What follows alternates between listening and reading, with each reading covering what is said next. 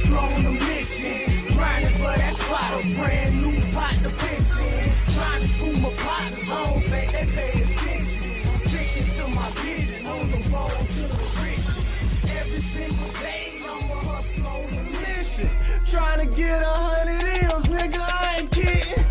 I'm on a mission, 24/7, 365, until I reach the heavens.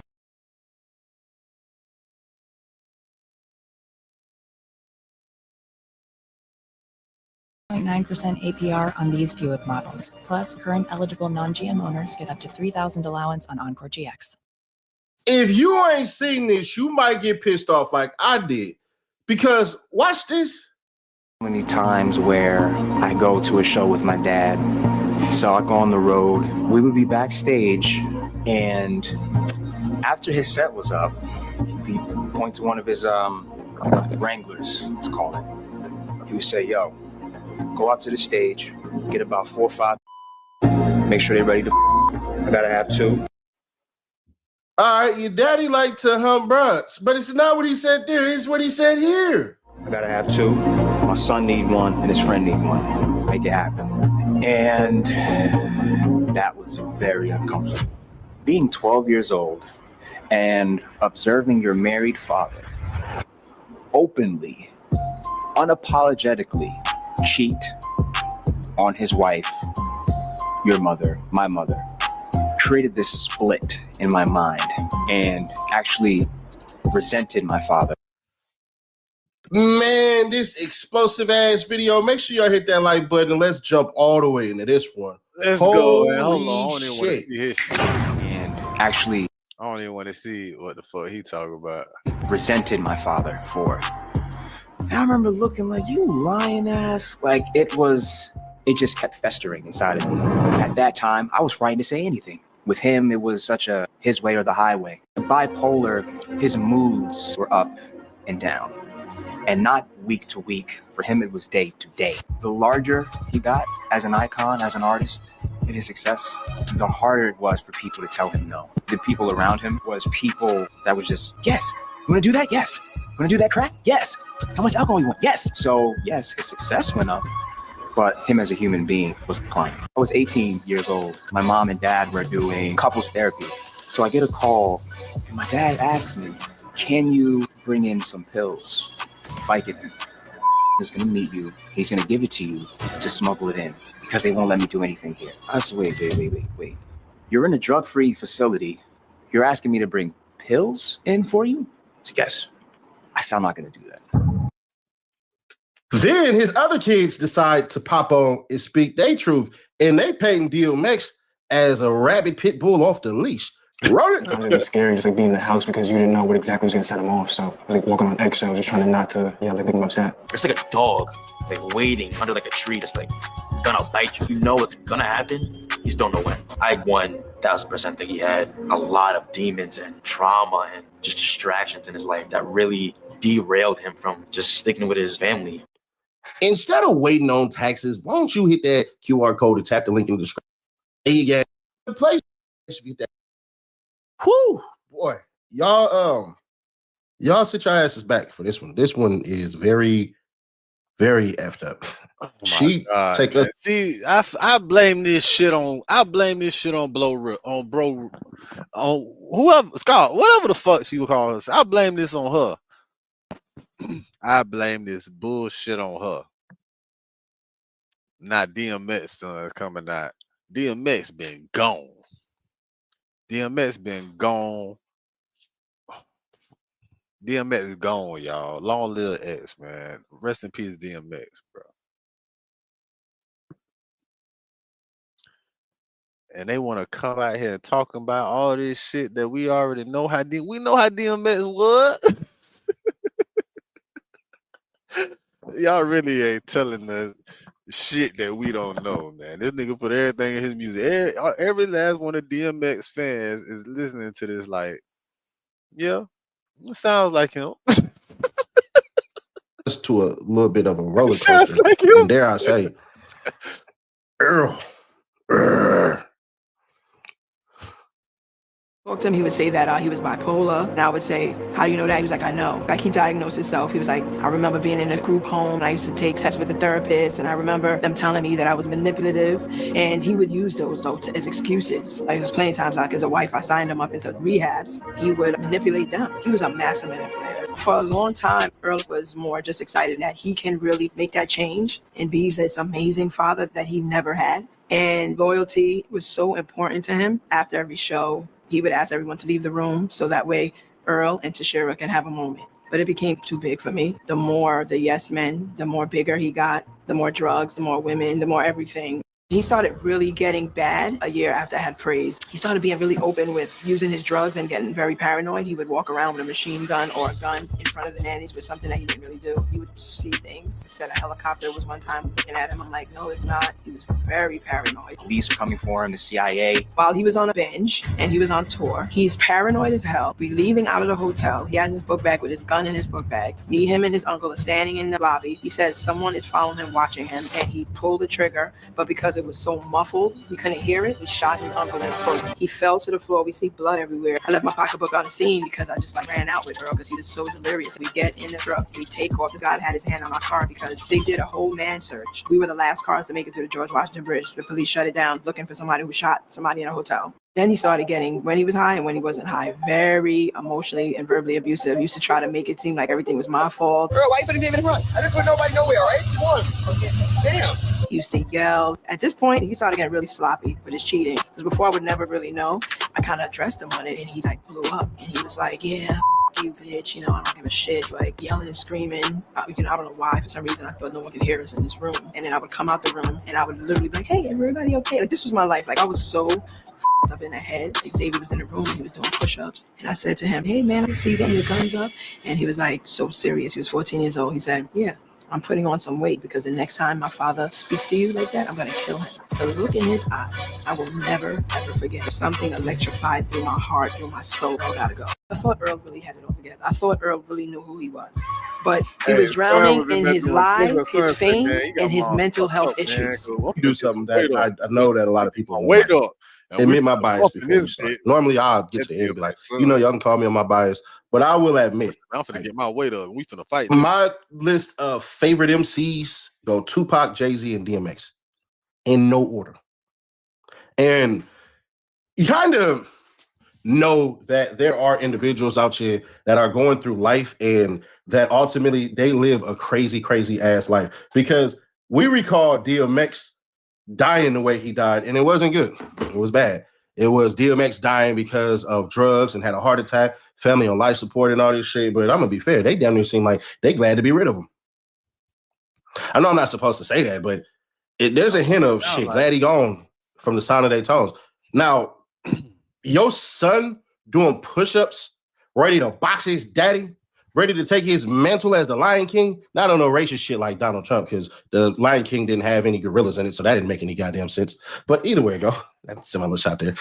But when a kid is speaking on some defend my mama, majority of the time, it's from what he's observing, not what the mom is sprinkling on. So I'm going to take his family, intermediate family, as truth. DMX was a shit father. Do with what you will with that. Will that tarnish his legacy for me? No. Will that stop me from hailing him as one of my top 3 favorite MCs, if not my actual favorite MC ever? No. Because in the space in the world that we exist in, we only know DMX the artist. DMX the person, from what it seems like, as a father and a husband, was a terrible shit person. And part of that has to stick with his legacy. I believe everything they're saying. I believe everything they're saying. And I don't think they're doing it from malice, but I do believe part of that is they don't like the praise that their father and the adulation that their father gets from what it is that he's done on the microphone and his success and all this stuff, because we know that he dealt with drugs. We know that he dealt with demons, but what we did know is that he was open about it. Yeah. I mean, that's why no offense to his wife, but it was Brenda, Letitia, Linda, Felicia, Don, LaShawn, Inez, and Alicia, Teresa, Monica, Sharon, Nikki, Lisa, Veronica, Karen, Vicky, Cookie. I met her at an ice cream parlor. Tanya, Diane, Lori and Carla, Marina, Selena, Katrina, Sabrina, about 3 Kims, Latoya and Tina, Shelly, Bridget, Kathy, Rashida, Kelly, Nicole, Angel, and Juanita, Stacy, Tracy, Rhonda, Donna, and Twada and Wanda. Listen, man, listen. It was all treated fairly. It was living his truth. What you want me to do? All right, he was a shit father. Damn, he probably put hands on Obama. Kids want to whoop his ass, but it's DMX, man. I'm sorry. It's DMX. The same way these niggas love R. Kelly. No, that's how that meant. No Freak Millie. I love DMX. You feel me? So I'm sorry. I can't do it. Like Bro Rilla. I feel like goddamn SpongeBob. Bro Rilla started this shit, man. Bro Rilla started this shit. All these bitches trying to get a bag. They seen that bitch run up 200 bands in 2 weeks. They said, whoa. Dear Acorns, when COVID hit, I had to drain my Acorns account to pay my mortgage. It was scary, but investing in that nest egg was a huge lifesaver. Now I'm working on building another. My name is Luke Altibiano, and they'll still get some money off it. I ain't gonna lie, boy. That's the new play. That's gonna be the new play coming out. That's gonna be the new play coming out. Everybody in their family gonna be coming out to make some money and build up generational wealth through the family like that. That's gonna be everybody's new play. So I wouldn't be surprised they come out with an unreleased. What y'all give me comments, man. Tell me your thoughts on this one, man. Can we tell the truth? DMX was an 8 shit ass father and a terrible human being to those he loved. Famous family to those he loved, not the ones who love him, but the ones he loved. He was terrible to him. And she and them, they're right. When you empower the yes men that are around you, bro, it is ridiculous. Get you a little bit of influence and be around people that you know are there for your influence, and they think that they're gonna come up or something, or they get something out of you. You will not hear no. You just not. You'll hear no from the people that love you. Your mama, your sisters, your brothers, your aunties, your father, your granddaddy, your grandmama, all these individuals who love and know you by your government and not an alias or none of this shit. But we do know that DMX grew up in a horrible household. So I hate to say this shit, but with no reference, what shall you become but what the mirror has shown you before? See, it's easy for his family to say this shit now because they don't have to deal with the stress of him saying stuff later. And I'm pretty sure the nigga's a manipulator. I'm a manipulator. Yeah, I'm fairly certain. Hell yeah. But all manipulation ain't bad. So, I don't know, man. I don't know. But hit that like button like you like something. I appreciate you all for tuning in on this one, man. I don't know, bro. Because it's like, let me hear some shit about Tupac and DMX like that, bro. Y'all gonna be like, damn, Nash, you a super fan, man. Probably so. But I can't erase walking with a damn Walkman and listening. Fuck that. Fuck all that walking with a Walkman. Because I was just thinking about some balls DMX said. And that's the reason he ain't even in my top 10. Like, you feel me? And that's one of my favorite rap. He one of my favorite rap, but he still ain't in my top 10 because of some bullshit he said. It's one of my favorite songs that he had. Know what I'm saying? That nigga used to say some bullshit though. He ain't say no bullshit on the level of Biggie Small, and Biggie Small said some fuck shit. And I see why him and Diddy was close. But DMX, no. We finna go back to this interview where his son was talking though. We finna see what else this nigga's son had to say. Like, bro, that's all you got to say. Man, that nigga brought bitches for you, man. Fuck. The fuck, man? You know what type of nigga your daddy was, man. But at least he brought you and your homeboy a bitch. Nigga. He sent somebody to go get hoes for all y'all. It sounds like some shit Boosie with the dick. You can't even be, bro. You can't be mad at that. My boy say, man, nigga, you cheating on my mom, man. You bring a hoe for me. No, that got me uncomfortable. And you cheating on my mama. I'm 12. You bringing hoes back there on stage on tour for us to fuck. That's crazy. That nigga said, I'm in a weird place because you cheating on my mom.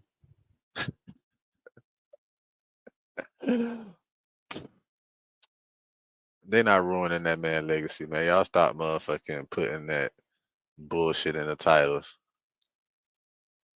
But we already heard this story. This is not nothing new. This is actually an old story. They just bringing up this shit because I guess he got a recent interview talking about, people be forgetting shit. You know what I'm saying? People don't be knowing shit. That's why motherfucking 50 Cent jumped that T.I. with that bullshit. It was some old circulating shit. Like, so people just bring up old shit. He getting paid off of whatever.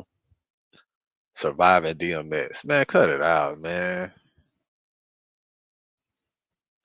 They got surviving DMX. Why they saying that shit like that? Surviving DMX.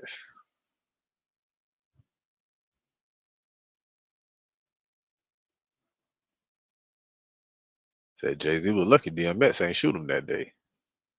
What day was this? What day was this that DMX was about to shoot Jay-Z? What fucking day was that? DMX family is disgusting for what they're choosing to do with this man's legacy. What I just saw, quite frankly, is the nastiest thing I think I've ever saw on the internet.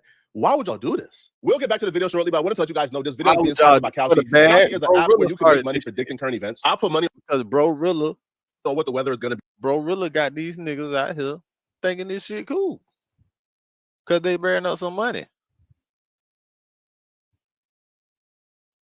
Link in my description and downloading the app and using code FLACO to get $10 on your first deposit. DMX ex-wife and some of his kids came together to do a documentary about how horrible DMX was while he was alive. And I'm watching this and I'm like, what's the purpose of this? Like, why? Like, why would you do this to somebody when they pass away? All faded away because X came alive. There were so many times where I go to a show with my dad. I'm gonna say exactly how it was. We would be backstage, and after his set was up, he'd point to one of his Wranglers, let's call it. He would say, yo, go out to the stage, get about 4 or 5, make sure they're ready to I gotta have 2. My son needs 1, and his friend needs 1. Make it happen. And you know how they said, man, if a nigga dead, it ain't snitching. Bullshit, it ain't snitching. Cause what the fuck did he just do? I don't give a fuck. That nigga, that's snitching, bro. If the nigga dead, it ain't snitching. What? Put it on him. What? Yeah, maybe if the law involved, but this is snitching. The nigga snitching on Pops. That was dirty. It's different if you just tell your mama, you know what I'm saying? Like, oh, okay, Pops, when he gone. Bitch, you telling the world. But it ain't like the world ain't no know already. Bitch, we feel icky inside. Because they were transitioning to make it feel like DMX was doing this when he was 12 years old, when that's not the case at all. No, DMX was doing this when he was an adult, a fully grown adult. Right? DMX was throwing chicks at him when he was an adult. His friend was an adult. That's why they were able to go on tour with him. However, the transition was to him talking about how, his father used to cheat on his mama and he used to hate it when he was 12. So they transitioned to me on purpose to make it feel like DMX was doing something nefarious and damn near evil when, that's not the case at all. He didn't put girls on his son when his son was 12. He put girls on his son when his son was a grown man. Being 12 years old, observing your married father openly, unapologetically, 12 years old, observing your married father openly, unapologetically cheat on his wife, your mother, my mother, created this split in my mind and actually resented my father for it. And I remember looking like, you lying ass. Like it just kept festering inside of me. At that time, I was frightened to say anything. With him, it was such a his way or the highway. Controversial opinion here, bro. And maybe I'm just raised old school. I'm not hating my dad or turning on my dad because my dad cheated on my mom. I don't even consider that my business. And I'm damn sure not telling the world about that when he passed away. I'm telling you. Because what's the purpose of this? Like, why are you guys revealing all the horrible things that your father did? Like, you can't pay me enough to do this to my father. Now, luckily, my dad is alive and he's healthy and he's doing his thing.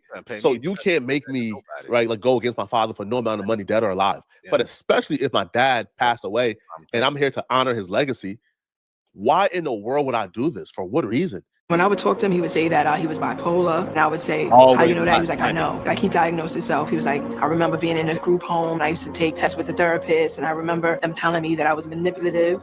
And he would use those, though, as excuses. Like, there's plenty of times, like, as a wife, I signed him up into rehabs. He would manipulate them. He was a massive manipulator. With the bipolar, his moods were up and down. And not week to week. For him, it was day to day. Sometimes it'd be scary, just like being in the house because you didn't know what exactly was gonna set him off. So I was like walking on eggshells, just trying not to, like make him upset. It's like a dog, like waiting under like a tree, just like gonna bite you. You know it's gonna happen. You just don't know when. I 1000% think he had a lot of demons and trauma and just distractions in his life that really derailed him from just sticking with his family. This the problem with For some reason, it sounds like that nigga got more DMX in him than anybody else. I don't know why it's still like that nigga got more DMX in him than anybody else. Everybody else is just their mama's child. But that nigga sound like he's his father's son. That nigga sound like that. Boy, that nigga sound like he is his father's son. Boy, hold on. Listen to this nigga, man. I want waiting. Off, so I was like walking on eggshells, just trying not to, like make him upset. It's like a dog, like waiting under like a tree, just like gonna bite you. You know it's gonna happen. You just don't know when. I 1000% think he had a lot of demons and trauma and just distractions in his life that really derailed him from just sticking with his family. This is the problem with social media. Everybody wants attention.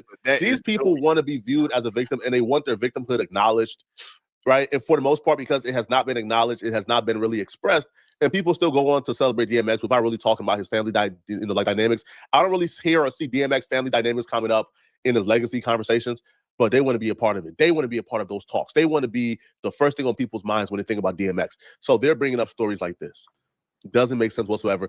Do this when he's alive, right? Do this when DMX is alive and like he can defend himself, he can speak for himself, and he could argue and dispute certain things that's not true. But doing this when he's dead and can never speak up for himself, to me, is just cruel, is unusual, and is nasty. He started really getting bad a year after I had Praise. He started being really open with using his drugs.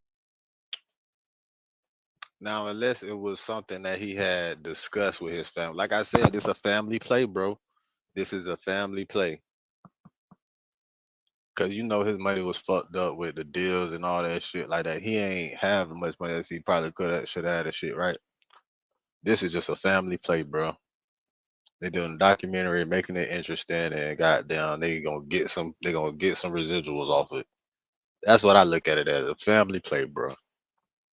You can't even And getting very paranoid. He would walk around with a machine gun or a gun in front of the nannies with something that he didn't really do. He would see things. He said a helicopter was one time looking at him. I'm like, no, it's not. He was very paranoid. Police were coming for him, the CIA. While he was on a binge and he was on tour, he's paranoid as hell. Be leaving out of the hotel. He has his book bag with his gun in his book bag. Me, him, and his uncle are standing in the lobby. He said someone is following him, watching him, and he pulled the trigger. But because it was so muffled, we couldn't hear it. He shot his uncle in the foot. He fell to the floor. We see blood everywhere. I left my pocketbook on the scene because I just ran out with her because he was so delirious. We get in the truck, we take off. The guy had his hand on our car because they did a whole man search. We were the last cars to make it to the George Washington Bridge. The police shut it down looking for somebody who shot somebody in a hotel. Then he started getting, when he was high and when he wasn't high, very emotionally and verbally abusive. Used to try to make it seem like everything was my fault. Man, let that man rest, bro. They got a divorce in 2014. All right, 12 years ago. I'm trying to tell you. Couples have issues, right? Marriage is not easy. Marriage is hard. Y'all had y'all issues. Why is the world hearing this? I wonder what DMX immediate family has to say about this. Like, I wonder what his mama, if she's alive, or his brothers and sisters, if they're alive, or his daddy, if he's alive. What do the immediate family have to say? Because this can't feel good, man. Like, I understand, like, whatever type of marital issues y'all have, y'all may have y'all issues, whatever. But like his brothers, his siblings, they can't feel good knowing that, the ex-wife and the kids are colluding to make this man look like an absolute monster in his death. Bro, why you putting David in front? I didn't put nobody nowhere, all right? Come on. Damn. He used to yell. At this point, he started getting really sloppy with his cheating. Because before I would never really know. I kind of addressed him on it, and he blew up. And he was like, yeah, you. I don't give a shit, like yelling and screaming. I don't know why, for some reason, I thought no one could hear us in this room. And then I would come out the room and I would literally be like, hey, everybody okay? Like, this was my life. Like, I was so up in the head. Xavier was in the room and he was doing push-ups. And I said to him, hey, man, I see you getting your guns up. And he was like, so serious. He was 14 years old. He said, yeah, I'm putting on some weight because the next time my father speaks to you like that, I'm going to kill him. The look in his eyes, I will never, ever forget. Something electrified through my heart, through my soul. I gotta go. I was 18 years old. My mom and dad were doing couples therapy. So I get a call and my dad asks me, can you bring in some pills? Vicodin. He's going to meet you. He's going to give it to you to smuggle it in because they won't let me do anything here. I said, wait. You're in a drug-free facility. You're asking me to bring pills in for you? So yes, I said I'm not going to do that. Obviously, DMX was filled with trauma, and obviously he left his kids traumatized as well, right? He gave his kids traumatic experiences, but I'm sure he gave his kids some good experiences too. Did it? Something like this would be something that like you would tell your homies, and we'll all have a laugh about. Would have did it. Yo, if this happened to me or most people, let's say something similar happened to, they're telling their friends, their homies, they're having a good laugh about it. They're not commenting on a documentary and presenting this as evidence that his father was a monster and how his father affected him, this, and this. I don't know, man. I just think it's nasty. I don't think it's right. I don't think they should have done this whatsoever, right? And the son to me is probably just as culpable as the mom. The mom, you could tell, really got some hatred in her heart from DMX. I thought Earl really had it all together. I thought Earl really knew who he was. But he was drowning in his lies, his fame, and his mental health issues. The larger he got as an icon, as an artist, in his success, the harder it was for people to tell him no. The people around him was people that was just, yes, you want to do that? Yes. You want to do that crack? Yes. How much alcohol you want? Yes. So, yes, his success went up, but him as a human being was declining. I was kind of happy to find out that I wasn't the only one who had a problem with this. I mean, like almost the entire timeline had a problem with this. Like you'll be pressed to find a positive comment about what they're doing. One person stated, what's the point of this? Shitting down on him, yet you still want to be associated with his name and the benefits. DMX had his faults. He even admitted in his last days that he had so many regrets about how he lived. This is that influence of now I don't listen, man. I don't believe in blaming all black women for the actions of DMX's wife, but let's just hear him out. This is that influence of black women. She is obviously bitter about how he cheated on her, transferred the bitterness to the children as well. That son is an idiot because any man who hates his father for sleeping with other women is a man who doesn't even understand manhood. Punk son. Now, I don't believe in, like disparaging all black women, so I'm not even going to address that. But I do believe she did pass down bitterness to, like their kids. She did vilify DMX in the eyes of the kids. Because this man claiming he hated his father because his father cheated. It's like, hey, man, I don't condone cheating. I don't think it's right to cheat. But to hate your daddy because he cheated, like, come on, son. Like, that's a little bit extreme, man. Another Twitter user says, not defending his actions whatsoever, but a sit-down, tell-all kind of ordeal out of nowhere when none of this is news to the public seems a bit random, odd. I don't know, LL. No, you 100% right. No, right. You is 100% right. They are nasty human beings. Another user says, we all knew DMX was flawed. He even alluded to it in his music and cried out for help. This interview is not new information. Let it go. It's not. The world didn't need to hear this. DMX has admitted to being a flawed human being, right? To being a drug user. It's not news. She did this, like from my perspective, to get back, man. Right? She's still bitter at DMX and still upset at what he put her through. Somebody asked a similar question that I asked, just wondering why this wasn't done when he was alive. Because if he was alive, he'll be able to respond back and defend himself and probably dispute a lot of what they're claiming. Somebody says nasty work, but he always had God on his tongue. Okay, so it looks like this person is disparaging like DMX. I just think it's nasty work. I don't support it. Now, this is 50-50. Some people do believe that if you live a life, how you live it, people should be able to speak about that life in an honest way. But I don't know, man. Y'all let me know in the comment section, right? What do you guys think about this? And if you're still watching this video and you want to watch another good video, click on this video right here. You know what I think? I think it's downright despicable. Man, like I just said, man. Anybody that's a real fan that listen to this man music or know anything about this man, know that is who he was. Y'all ain't telling nothing new, no new information. Y'all just, it's a family play, bro. Just like Bro Rilla did. They going after the money. Now it's gonna be so much. There's gonna be so much of these come out smear campaign just for the money. Just for the money, bro. There's gonna be no positive shit come out by nobody for the money. I'd be happy if I see a positive campaign about somebody, alive or dead, for the money. You know what I'm saying? Just come out like, hey, that motherfucker right there, he don't tell y'all about none of that shit. Like when they say Kodak paid that shit for them people and shit, like, man, Kodak be doing so much good shit. He don't even tell y'all about, he don't want no publicity, but bitch, I'm gonna come out and say, man, Kodak paid this, I want to hear some positive shit.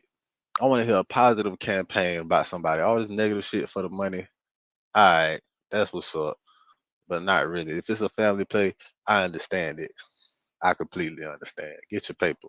But I want to see some positive shit. Create a positive impact a day or later and do that shit capital, bro.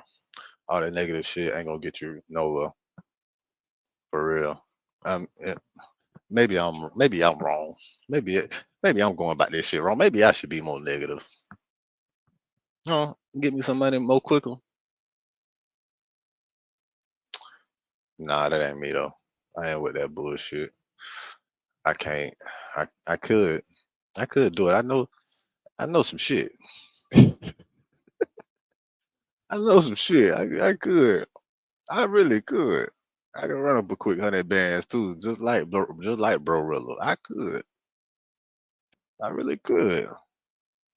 It's very tempting when you think about how quick the negative will bring that money to you. You feel me? Because I know some shit. I could jump out the window like Bro-Rilla. I could sell out a couple people. And bitches gonna listen to me about the motherfucking shit I got to say about these motherfuckers. But I ain't gonna do that. That ain't me. Welcome to the Lit House. Whatever you do, keep the light within you shining bright. You feel me? Fuck that shade. Get paid. And that's every single motherfucking day. And never forget, real niggas do what they want to do. Bitch niggas do what they can. Whole ass niggas gonna talk about it and fuck niggas gonna hate. Regardless. I promise you that. So do your shit to the motherfucking fullest, nigga. I don't give a fuck what they think, and you shouldn't either. I'll catch y'all on the next one. Real nigga reactions. Home Meat TV. Hustlers on a mission every mother. Hey, I'm a hustler on a mission. Grinding for that spot, a brand new pot to piss in. Trying to school my partners home, they pay attention. I'm sticking to my vision on the road to the riches. Every single day, I'm a hustler on a mission. Trying to get 100 M's, nigga, I ain't kidding. I'm on a mission, 24/7, 365 until I reach the heaven.